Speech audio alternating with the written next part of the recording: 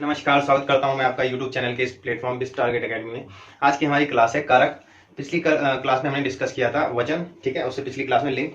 तो आज की क्लास में हम डिस्कस करने वाले हैं कारक और उनके उसके प्रकार और एग्जाम में किस तरीके से कारक से क्वेश्चन पूछता है। तो कारक आपको पता होगा, कारक चिन्ह होते हैं, ठीक है, जो कि यूज किए जाते हैं वाक्यों के बीच में।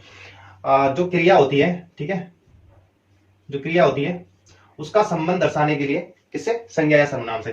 क्रिया का संबंध दर्शाने के लिए, ठीक है, क्रिया का संबंध, ठीक है, दर्शाने के लिए किससे, संज्ञा या सर्वनाम से, ठीक है, संज्ञा या सर्वनाम से, ठीक है। तो समझ कैसे, जैसे एक एग्जांपल है, लोगों ने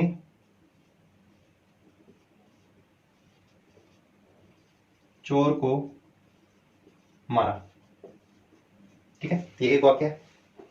इसमें लोग भी हैं, चोर भी है, ये कारक विभक्ति भी है, ठीक है। अब यहाँ पे क्या हो रहा है, जो विभक्ति है वो किससे कनेक्ट कर रही है, संज्ञा या सर्वनाम से, ठीक है। यहाँ पे तो संज्ञा है, लोग क्या है, संज्ञा है, ठीक है। तो लोगों ने किसको मारा, चोर को मारा, ठीक है। तो जो विभक्ति है वो कनेक्ट कर रही है, लोगों को मारने का काम हो रहा है, ठीक है, ये क्या है, क्रिया है।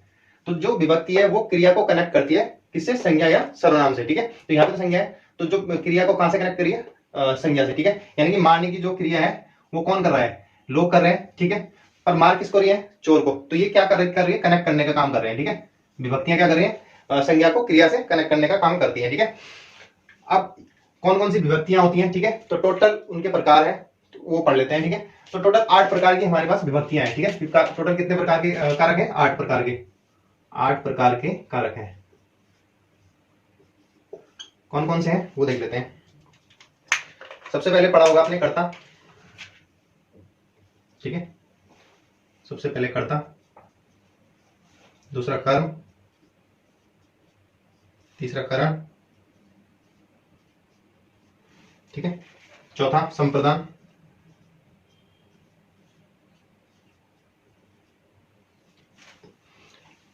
संप्रदान के बाद अपादान,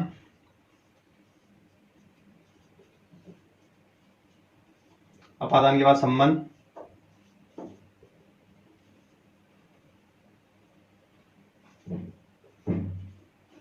ठीक है, संबंध, संबंध कारक, उसके बाद अधिकरण, ठीक है, उसके बाद संबोधन, ठीक है। और इसके साथ साथ इनकी विभक्तियां हमको याद होनी चाहिए, ठीक है। जैसे कर्ता की विभक्ति होती है ने, कौन सी होती है, ने। कर्म की विभक्ति होती है को, ठीक है। करण की विभक्ति होती है से या के द्वारा, ठीक है।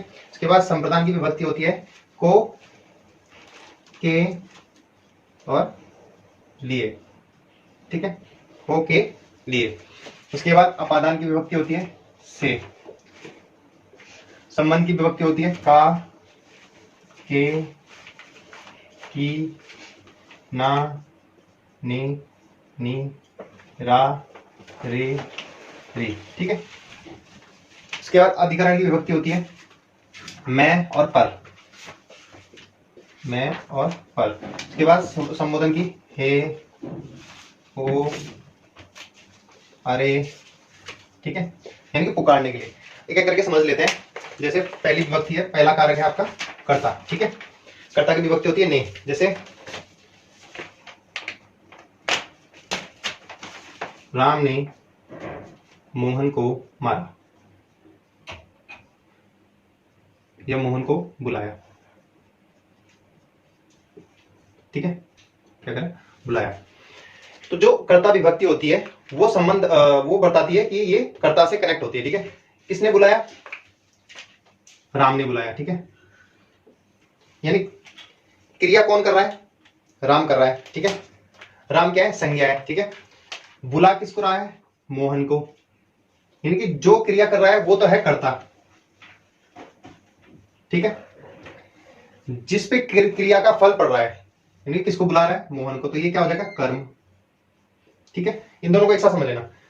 कर्ता जिस पे क्रिया का प्रभाव पड़ रहा है, और भाई कर्ता जो क्रिया कर रहा है, ठीक है, और कर्म जिस पर क्रिया का प्रभाव पड़ रहा है, ठीक है। तो राम ने मोहन को बुलाया, ठीक है, तो ने विभक्ति किसके साथ आ गई, कर्ता के साथ, यानी कि जो क्रिया कर रहा है, ठीक है।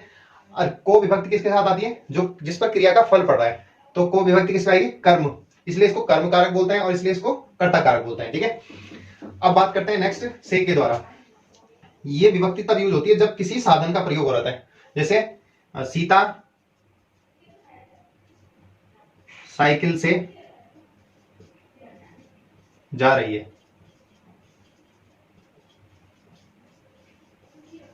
ठीक है, एग्जांपल दिया।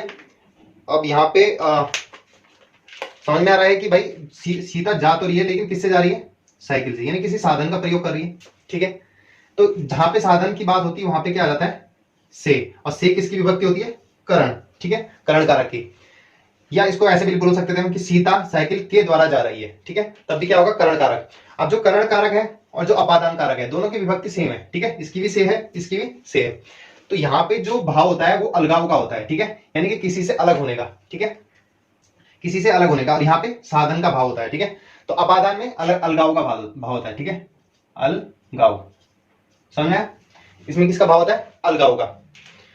अब इसको समझने से पहले संप्रदान समझ लेते हैं, ठीक है। संप्रदान मतलब किसी के लिए कार्य किया जाना। अब तुम बोलोगे कि जो इसकी विभक्ति होती है कर्म कारक की, वो भी को होती है और इसकी भी को होती है, ठीक है। तो बेसिकली जब क्रिया का फल कर्म पे पड़ रहा होता है तो वहां पे कर्म कारक का प्रयोग होता है। लेकिन ये जो को है ये किसी के लिए यूज होता है, मतलब किसी को कुछ देने के लिए, या जैसे राम ने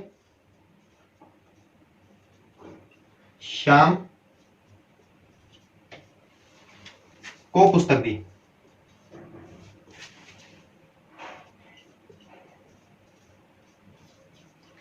अब यहां पे के लिए का भाव आ रहा है, जहां पे भाव के लिए का आए ना तो समझ लेना वहां पे क्या है, संप्रदान कारक, ठीक है। तो इसको ऐसे समझेंगे, राम ने श्याम के लिए पुस्तक दी, ठीक है, इतना क्लियर हो गया, इसमें क्लियर हो गया दोनों में। राम ने श्याम के लिए, जहां पे के लिए का भाव आएगा वहां पे संप्रदान कारक, ठीक है। उसके बाद अपादान, अपादान मैंने बताया था कि किसी को किसी चीज से अलगाव का भाव जब आता है, ठीक है। अब अलगाव का भाव के लिए मैं एग्जांपल देता हूं आपको,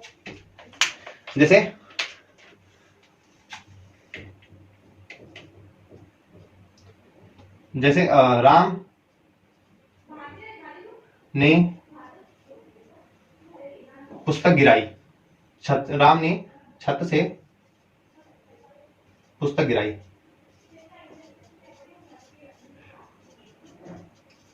ठीक है। तो यहां पे क्या भाव आ रहा है, किसी साधन का भाव आ रहा है, नहीं, यहां पे क्या भाव आ रहा है, अलगाव का, यानी कि छत से पुस्तक क्या हो रही है, अलग हो रही है। जैसे ही मैं कहता हूं कि मैंने डस्टर नीचे गिराया, ठीक है, मैंने डस्टर नीचे गिराया, कहां से, अपने हाथ से, यानी मैंने हाथ से डस्टर नीचे गिराया। तो यहाँ पे भाव क्या आ रहा है, अलगाव का। तो जहां पे अलगाव का भाव आए वहां पे क्या होगा, अपादान कारक। उसके बाद नेक्स्ट संबंध कारक, जहां पर संबंध दर्शाया जाए, ठीक है, इसको मैं क्लियर करता हूं इधर। जहां पे संबंध दर्शाया जाए वहां पे संबंध कारक, जैसे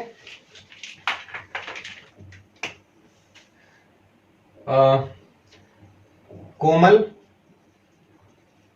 का भाई मेरा दोस्त है, ठीक है। तो यहां पे जो का है, जो का चिन्ह आ रहा है, ये किस चीज का चिन्ह है, संबंध कारक का, ठीक है। का किस चीज का चिन्ह है, संबंध कारक का। और अगर इसमें बात करें कि क्वेश्चन में अक्सर पूछता है कि इसमें इस टाइप का सेंटेंस दे देता है और इसमें पूछता है कि कर्ता क्या है और कर्म क्या है, ठीक है। तो जो कर्ता है वो तुम कभी भी बच्चे लगा देते हैं, कोमल दे रखा होगा, एक ऑप्शन में दे रखा होगा कोमल, ठीक है, एक ऑप्शन में दे रखा होगा मेरा, एक ऑप्शन में दे रखा होगा कोमल का भाई, और एक ऑप्शन में दे रखा कोई नहीं, ठीक है। इस तरीके 4 ऑप्शन दिए होंगे और इसमें छाड़ना होगा। अक्सर लोग या तो इसको करके आ जाते हैं या इसको, जबकि होता है कोमल का भाई, ठीक है। ये जो पूरा है ये है कर्ता, ठीक है। तो इस तरीके से चीजें ध्यान रखनी है, ठीक है, क्योंकि बात किसकी हो रही है, कोमल के भाई की, ठीक है। कोमल का भाई मेरा दोस्त है, तो बात किसकी हो रही है, कोमल के भाई की, ठीक है, जिसके बारे में बात हो रही है वो कर्ता, ठीक है। अब बात करते हैं नेक्स्ट की, अधिकरण। अधिकरण कारक हो गया जब किसी चीज, जैसे अधिकरण कारक, ठीक है। जैसे इसका चिन्ह है मैं और पर, तो पुस्तक, एक एग्जांपल समझते हैं, पुस्तक, मेज, मेज पर पड़ी है। ठीक है, इतना समझ आया? यानी कि किसी चीज के ऊपर आश्रित होना। ठीक है, इसका मतलब है किसी चीज के ऊपर आश्रित होना। वहां पे क्या भाव आएगा? अधिकरण का। जहां पे आश्रित होने का भाव आएगा वहां पे क्या होगा? अधिकरण कारक।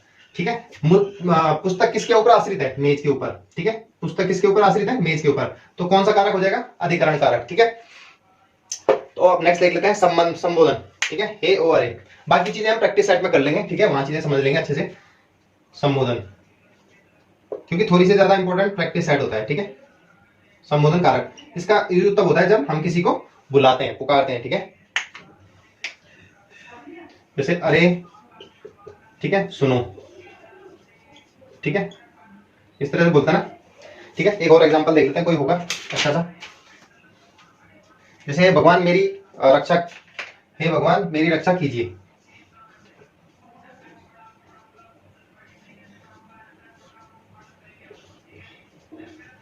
मेरी रक्षा कीजिए।